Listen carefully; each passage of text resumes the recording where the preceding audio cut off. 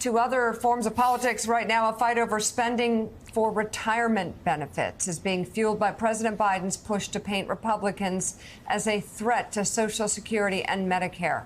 Let's bring in NBC News senior political reporter Sahil Kapoor live on Capitol Hill. Sahil keeps hammering away at it because, well, it's true. Well, I mean, and Republicans, Sahil, keep talking about it. We even had on Sunday shows this weekend some Republicans saying the quiet part out loud, playing right into Joe Biden's game plan. That's right, Joe, Mika. We saw this fight bubble up at the State of the Union, and it is only heating up ever since then. Essentially, you have this strange dynamic where Republicans are asking President Biden, please stop attacking us on Social Security and Medicare. And Biden is persisting, saying, no, I'm not going to stop. I'm going to keep hitting you on the plans that are out there. Let's have a look at what House Majority Leader Steve Scalise told me about this the day after the State of the Union. He says, quote, the president for a few weeks now has been falsely saying that there are people that want to get rid of Social Security and Medicare, referring to Republicans. Of course. He goes on to say, I just hope he stops going around the country telling that falsehood because there's no truth to it, unquote. The White House's response, I put this to them, they say, absolutely not. The White House and President Biden are going to continue calling out the Republicans because, according to White House spokesman Andrew Bates, quote, a wide range of Republican lawmakers have endorsed severe cuts to Medicare and Social Security benefits in the name of fiscal responsibility.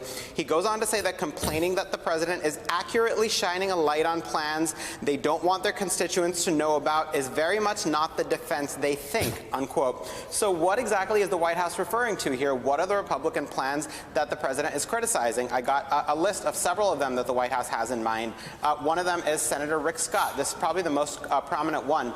He proposed last year to sunset all federal laws every 5 years unless Congress reauthorizes them. Of course, Social Security and Medicare are federal laws. Senator Ron Johnson has said that Congress should approve funding for Social Security and Medicare every year as part of the appropriations process, and if they don't, then those programs will by default run out of money. And then there's the Republican Study Committee, a group of more than 100 House conservatives. They put out a budget for the fiscal year 2023 that would include all sorts of changes to slow the growth of Social Security benefits over the long haul and include a transition to this Medicare premium support plan. It's the plan that former Speaker Paul Ryan introduced a decade ago, which is a major flashpoint on the 2012 campaign trail when President Obama was running for re-election. Now, this fight is going to play out on Capitol Hill because they have some legislating to do. They have a debt limit battle. Republicans are calling for spending cuts without pointing out what exactly spending cuts they want. And many experts have said if you exempt Social Security and Medicare, you cannot get anywhere close to a balanced budget. And of course,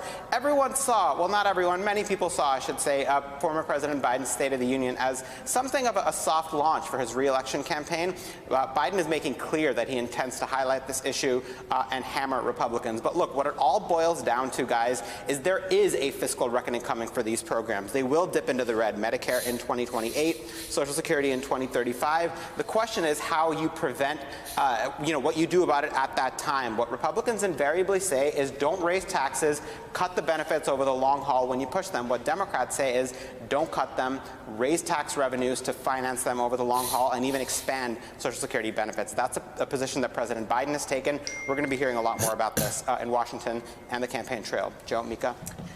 All right, NBC's Sahil Kapoor, thank you very much for that report. We appreciate it. Well,